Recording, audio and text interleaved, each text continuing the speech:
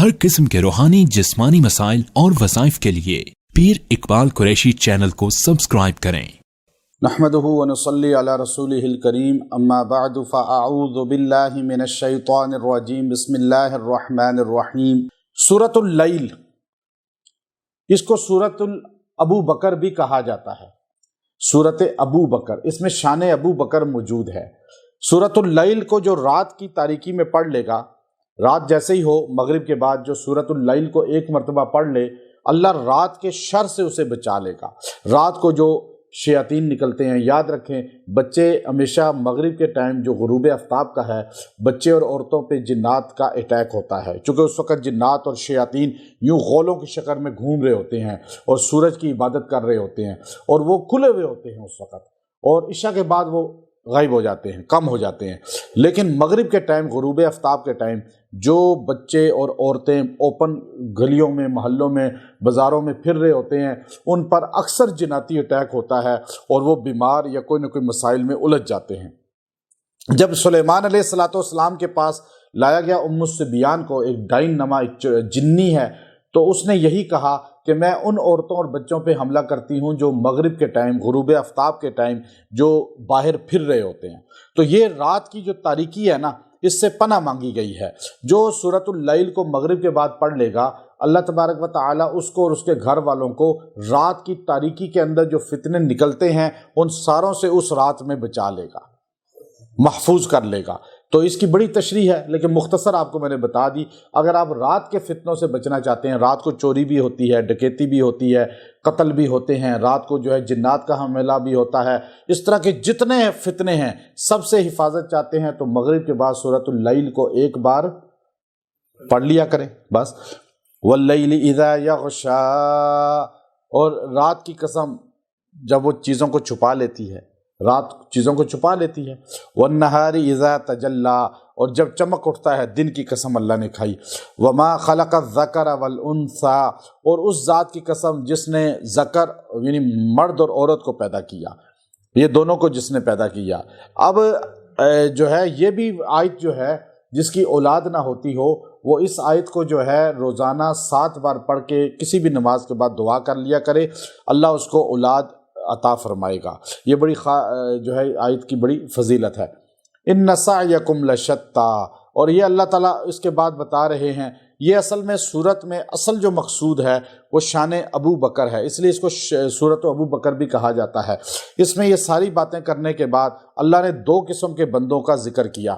Direct ابو بکر صدیق کی شان نہیں بتائی، چونکہ ابو بکر صدیق رضی اللہ تعالیٰ عنہ جب کلمہ پڑھا، 40 ریشم کی دکانیں، اور بعض روایات میں 10 ریشم کی دکانیں، اچھا 40,000 درہم آپ کے پاس، اور آپ مالدار آدمی تھے، مکے کے بزنس مین تھے اور نامور بزنس مین تھے، تو آپ نے جیسے ہی کلمہ پڑھا اپنے سارے پیسے کو، دکانوں کو نبی کریم علیہ السلام پہ خرچ کیا۔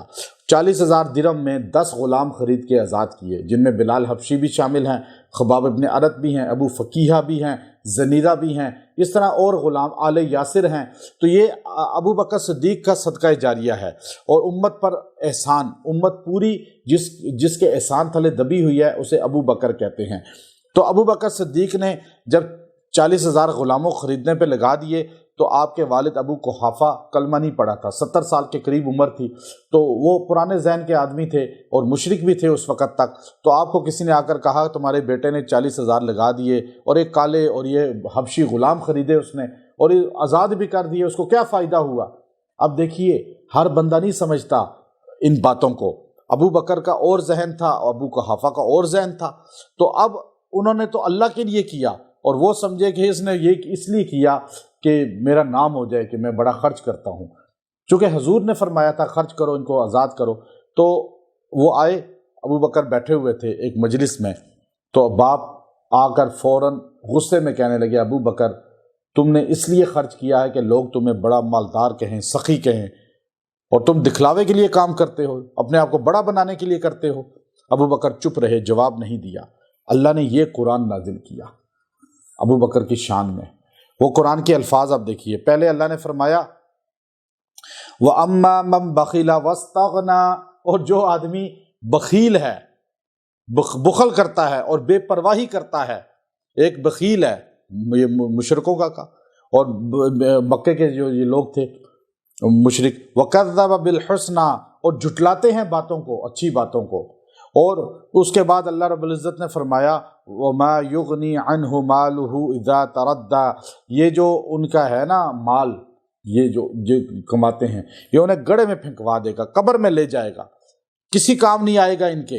اور فرمایا، اور اس کے بعد فرمایا کہ وَسَيُجَنَّبُهَا الْأَتْقَى، آگے، اور اب یہاں فرمایا کہ بچا لیا اس کو، اللہ تعالیٰ اس کو بچا لے گا۔ کس کو بچا لے گا؟ اس کو تو گڑھے میں پھینکوا دے گا جو پہلے والا ہے، بچائے گا کس کو؟ وَسَيُجَنَّبُهَا، کس کو بچا لے گا؟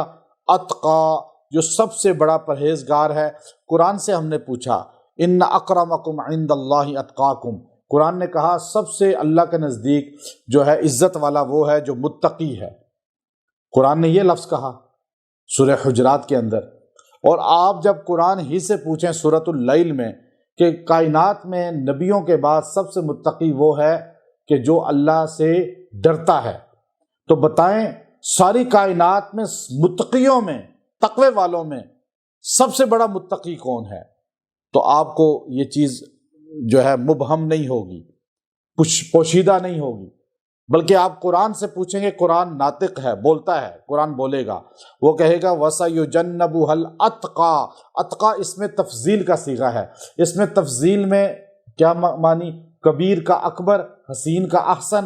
آپ کہتے ہیں اللہ اکبر، سب سے بڑا اللہ ہے، اور اب اکبر یعنی اس کے بعد ہے ہی کوئی نہیں بڑا۔ اب اسی طرح ایک ہوتا ہے متقی، ایک ہوتا ہے اتقا۔ اتقا کا معنی کیا ہے؟ کہ سب سے بڑا تقوی والا۔ تو کائنات میں نبیوں کے بعد سب سے بڑا تقوی والا کون ہے؟ ابو بکر صدیق۔ تو یہ قرآن نے کہا کہ یقیناً بچا لے گا اللہ اس کو، کس کو؟ جو سب سے بڑا تقوی والا ہے، ابو بکر۔ آگے اللہ نے فرمایا کہ آپ کہتے ہیں، والد نے کہا کہ آپ نے اس لیے کیا کہ لوگ بڑا کہیں، سخی کہیں، الذی یؤتی مالہ یتزکا، جو اپنا مال دیتا ہے تاکہ پاک ہو جائے، اللہ کی رضا کے لیے، اپنے گناہوں کو بخشوانے کے لیے اپنا مال خرچ کر رہا ہے، یہ گواہی اللہ نے دے دی۔ اور آگے فرمایا وما لأحد عندہ من نعمت تجزا، یہ بدلہ اس کو ملے گا انہوں نے جو خرچ کیا ہے، الا ابتغاء، یہ کیوں خرچ کیا ہے کہ یہ چاہتے ہیں وجہ رب العالی، ربہ العالی، صرف اللہ کی رضا، اللہ کی رضا، اللہ کی رضا چاہتے ہیں۔ اور اللہ کہہ رہا ہے ابو بکر نے جو مال خرچ کیا یہ اللہ کے لیے کیا۔ اب دیکھیے اس سے بڑی سعادت کیا ہوگی؟ آپ اور میں، دنیا کا کوئی ولی، کوئی قطب، کوئی ابدال وہ مال خرچ کرے اللہ کے لیے تو آپ نہیں کہہ سکتے قبول ہوا، لیکن ابو بکر واحد آدمی ہے جنہوں نے خرچ کیا تو اللہ نے خود کہا کہ انہوں نے میرے لیے خرچ کیا۔ اور آگے اللہ نے جملہ جو بولا وَلَسَوْفَ يَرْضَى، وَلَسَوْفَ يَرْضَى، اور یقیناً اللہ ان سے راضی ہو گیا، ہو جائے گا، اللہ راضی ہو جائے گا، اللہ ہو گیا راضی ان سے۔ یعنی اب اللہ تو راضی ہو گیا، اگر کوئی دنیا میں راضی نہیں ہے تو نہ راضی ہو بے شک ابو بکر سے۔ اللہ نے کہا میں راضی ہو گیا۔ اور 14ویں صدی کا کوئی انسان جو خود گناہوں کا پتلا ہے، جس کے پاس ایمان بھی نہیں ہے، اور وہ کہتا ہے کہ میں ابو بکر سے راضی نہیں، تو اس کے راضی نہ ہونے سے ابو بکر کو کوئی فرق پڑے گا؟ کیونکہ اللہ کہہ رہا ہے وَلَسَوْفَ يَرْضَى،